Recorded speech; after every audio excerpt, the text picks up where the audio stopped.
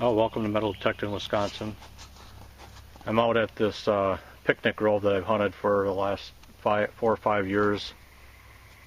Just out in the woods, wandering around, looking for pretty much anything. I do this every once in a while.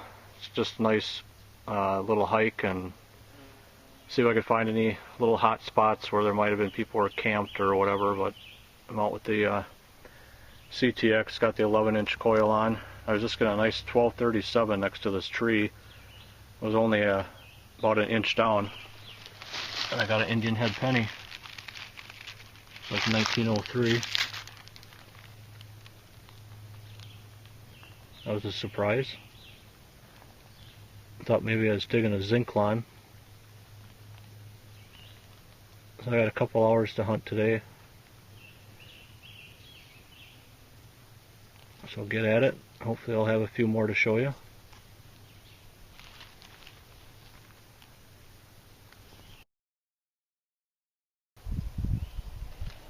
I'm getting the Indian head was right over there. Just a few feet away. I'm getting a pretty solid 1240, like 4 inches. Let you listen to it and see the numbers here. 1239.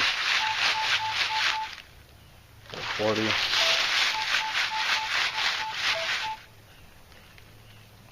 38. I'm guessing it's probably a wheat penny. So we'll dig it up and see what we got. I'm going to try to do this a live dig. I can do this one-handed.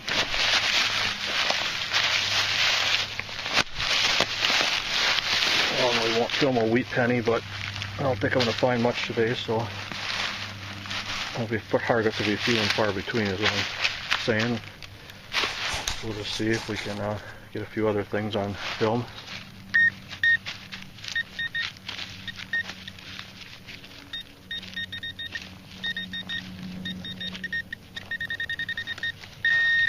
Oh, there it is. Oh, it's another Indian head. Sweet. I can see the 1 cent on the back. I'd probably come close to classifying this as a pocket spill since it's so close, about 3 feet away. Yeah, I know I'm rubbing them, but I don't care about rubbing Indian heads. I'm not doing anything with these things except putting them in my book. Actually, that's all I do with all my coins.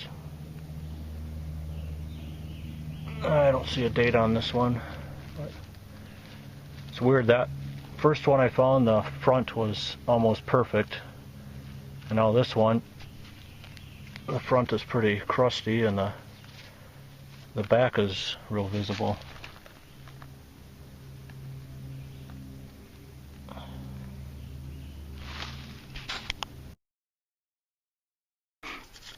I was working my way up this trail. It goes up to the top of a hill, and I had a nice 1245 at 3 inches, and I got a silver dime, I think. Yeah. Not sure what it is here.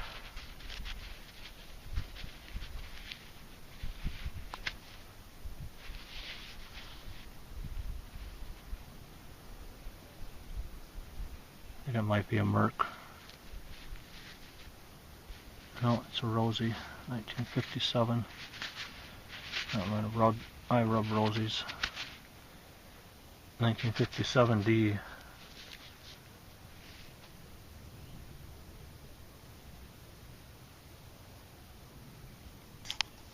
Okay, at least I got a silver today.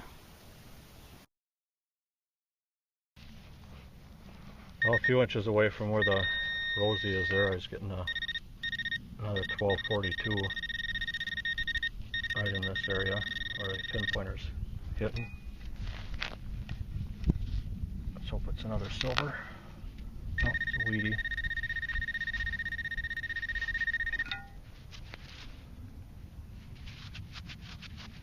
Yeah, it's a wheat penny.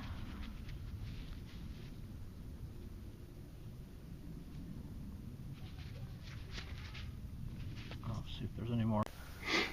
Well, there was one more. It's getting there's a silver the rosy, wheat penny. I'm getting a nickel signal over here. I got a buffalo nickel.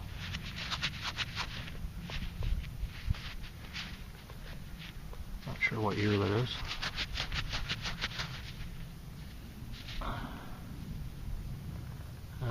Don't think I can see the date on that.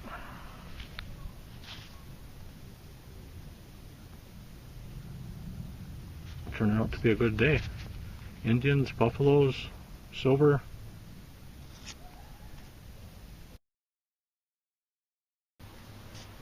I was getting an overload on a surface rock. There's a bunch of rocks around here, and I was going in between them, and it was partially buried and had a little like green tint to a couple of pieces that were sticking out. So I think I just got me a piece of float copper. This is like the largest one I think I've ever gotten. This thing's got to weigh like 15-20 pounds. It's a huge piece. Let's see, bigger than my hand, a lot bigger than my entire hand and fingers. I dig a lot of these little pieces, and one of my videos where I had those Indian artifacts are made out of copper, the spear points and knife blade that I dug. Those are made out of this float copper that the Indians found, and they shaped it into those. So normally the float copper I do dig is just small little pieces, like the $50 size down to like dime size, but this definitely is the biggest one. You can see some of the green coming through, so I'm pretty sure this is a piece of copper, plus the weight of it is, compared to like a rock this size, is much more significant. So I'll take my pressure washer and clean this up real good and show it to you later. But kind of a cool thing. It's going to be fun humping this out of the woods. Okay, I'll get back to you if I get any more. Well, I got this piece of float copper cleaned up. Let's see how green it is now. I got all the mud and dirt off. I took a file to the corner right here. Let's see how nice and shiny it is. Pure hunk of copper. This is the normal, usually the normal size float copper that I find. So that's pretty cool. Having this big piece. Sure, it's worth something. I'm not sure what, but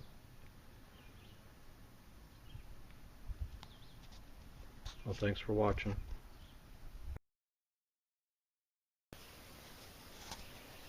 Welcome to Metal Detecting Wisconsin. I'm back out wandering through the woods. I got the CTX 11-inch coil. This is that Picnic Grove area that I've hunted for years. One from my last video.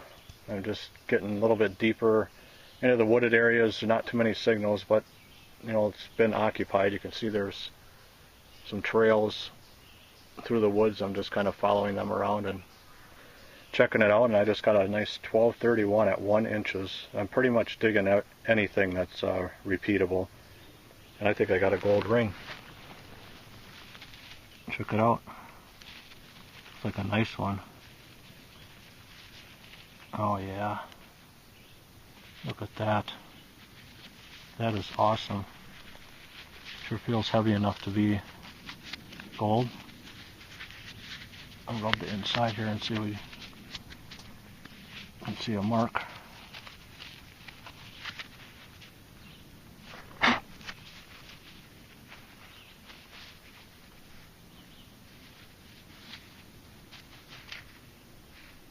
I see 14K, and there's some writing behind it. Hopefully it's not like gold filled, but I would think at 1231 it's probably solid gold. Sure looks like it is. That is sweet. Well, that makes the whole day right there. I did find a couple more pieces of float copper. Two little small ones, smaller than dimes, and then one about the size of a $50. So we'll get at it, and I'll let you know what this is once I get a glass on it and get a better picture of that writing inside.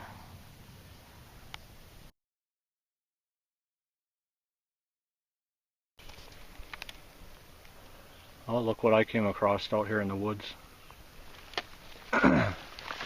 Baby fawn.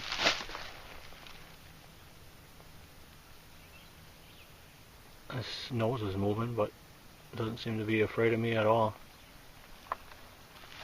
I haven't seen any, I guess I saw a couple of deer in here, but surprised this thing is just sitting here by itself. I'm not going to disturb it. Let it get its sleep.